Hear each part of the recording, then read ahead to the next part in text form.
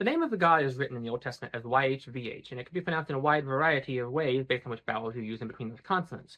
Unfortunately, we'll never know what those are because over 2,000 years ago, the Jews decided the name of God was too holy to pronounce out loud, and so they stopped pronouncing it, and the pronunciation has today been lost.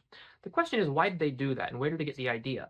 You may not know this, but in the Old Testament, there was a Canaanite deity nearby that was called Lord Hadad, or Baal Hadad.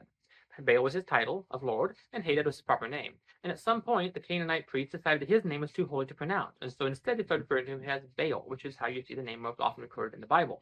Likewise, at the same time in Babylonia, Marduk was the king of the gods, and his name, his proper title, was Bel Marduk, where again you often see his name in the Bible titled simply as Bel, because the priests of Babylon had decided his name was also too holy to be pronounced by any but the high priest, and so they called him Bel instead. Better a title that could be referring to anyone than a holy name that you might mess up and therefore offend your God.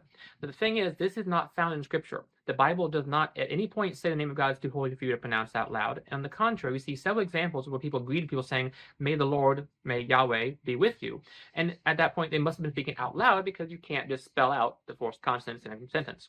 So the idea is that the Jews did not come up with this on their own. In fact, they did the exact opposite of what God said. He said, "Do not go to the nations round about you. Do not go to the Canaanites. Do not go to the Babylonians and ask, how do they serve their gods? I will do the same for my God."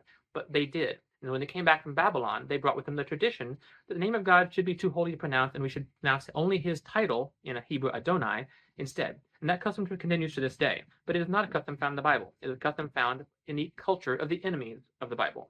Think about that.